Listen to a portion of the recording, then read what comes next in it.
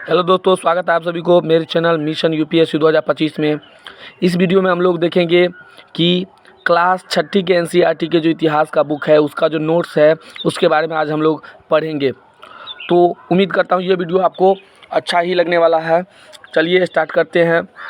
इसका पहला पॉइंट जो है, हम उन लोगों के बारे में जानते हैं जो इस उपमहाद्वीप में 20 लाख साल पहले रहा करते थे।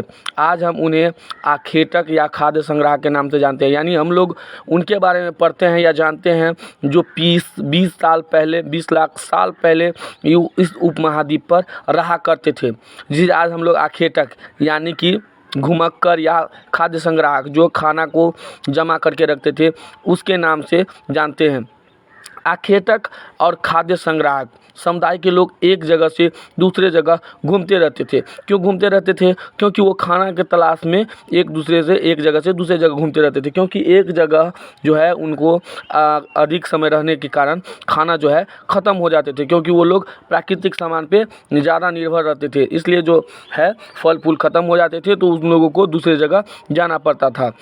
पुरातत्वविदों ने आरंभिक काल को वे पुरापाषाण काल कहते हैं।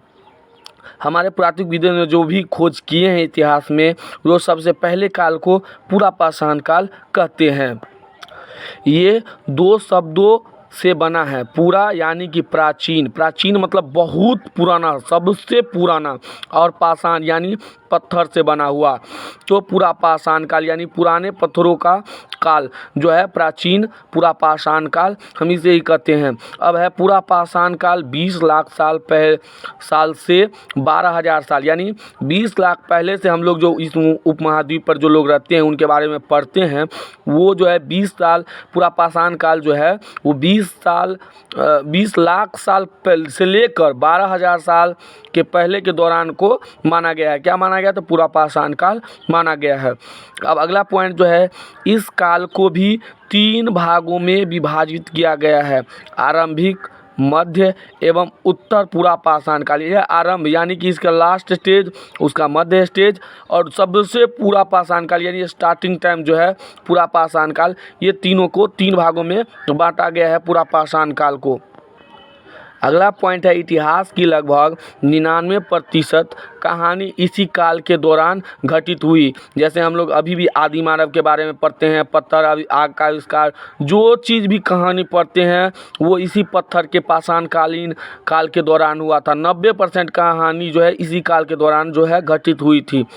अब है, जिस काल में हमें पर्यावरण बदलाव मिलते हैं उसे हम मेसोलिया यानी मध्य पाषाण काल कहते हैं। बीच के काल जो है, जैसे पर्यावरण को कुछ बदलाव आए, आग लगे या जो भी कुछ हुआ, जो पर्यावरण में जो भी बदलाव आए उसको जो है ये कब घटित हुए? तो मेसोलिथ यानी मध्य पाषाण युग को इसके कहते हैं, जिसमें जो है पर्यावरण में बदलाव आए। अब है अगला पॉइंट जो है, इस समय लगभग 12,000 साल पहले से लेकर 10,000 साल पहले तक माना गया है। इस काल को, मेसोलिथ काल को जो है 12,000 साल से लेकर 10,000 साल तक इस काल को माना गया है। इस काल के पाषाण औजार आमतौर पर बहुत छोटे होते थे। इन्हें माइक्रोली यानी लघु पाषाण कहते थे। जो हथियार उस समय यूज होता था उसको हम माइक्रोलिथ यानी लघु पाषाण कहते थे। इन औजारों में हड्डियों तथा लकड़ियों के मुट्ठे लगे हंसिया और आरी जैसे औजार मिलते थे।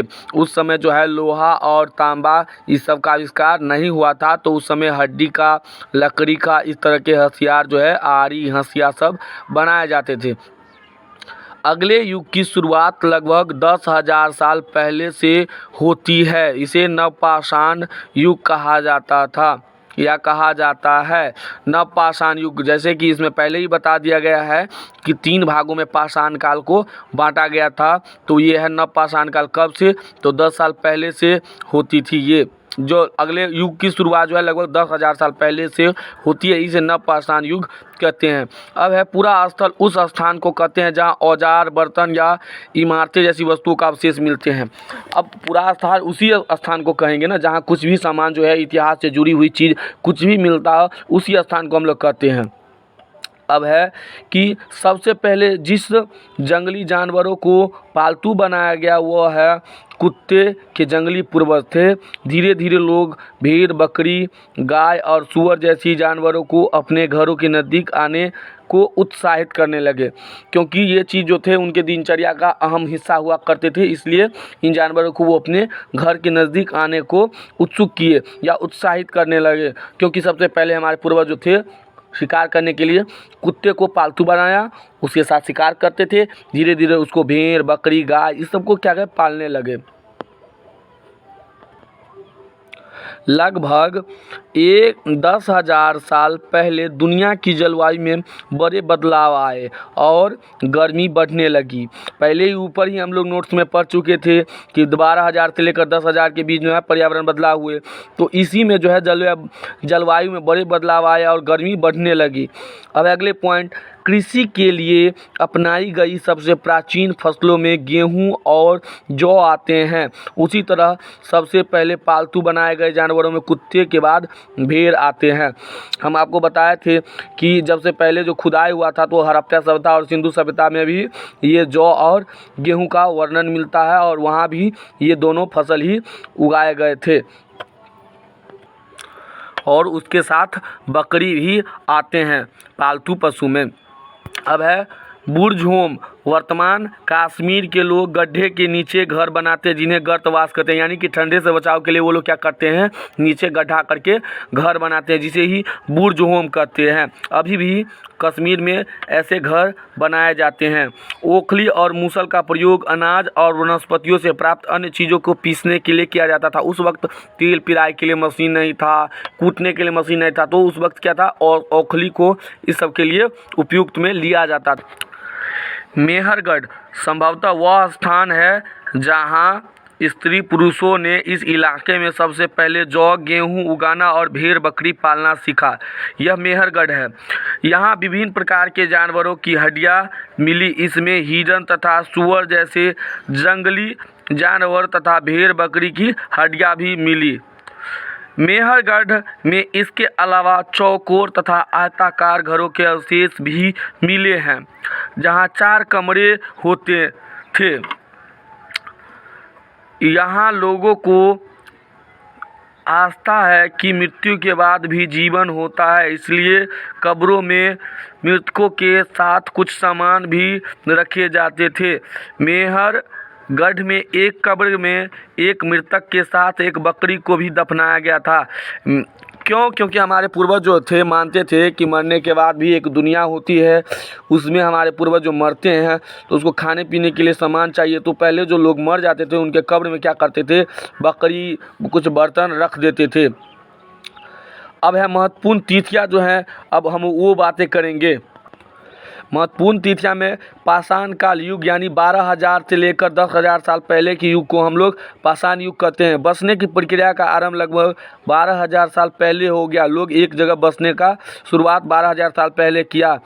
अब है नवपाषाण युग का आरंभ 10,000 साल पहले, यानी पहले हम लोग आगे के नोट्स में पढ़ लिए थे कि नवपाषाण युग का आरंभ जो है 10,000 साल पहले हुआ था। मेहरगढ़ में बस्ती का आरंभ लगभग 8,000 साल पहले। मेहरगढ़ के बारे में अभी हम लोग पढ़ चुके हैं। तो उम्मीद करता हूँ कि जो भी इस चैप्टर में हम लोग पढ़े हैं दूसरे चैप्टर में वो आपको पसंद आया होगा। तो हमारे वीडियो को लाइक करें और सब्सक्राइब ज़रूर कर दीजिएगा, क्योंकि इसी तरह के नोट्स हम आपको डेली यूट्यूब पर अपलोड करेंगे जो आपके लिए और मेरे लिए भी काफ़ी हेल्पफुल होगा। Bye bye.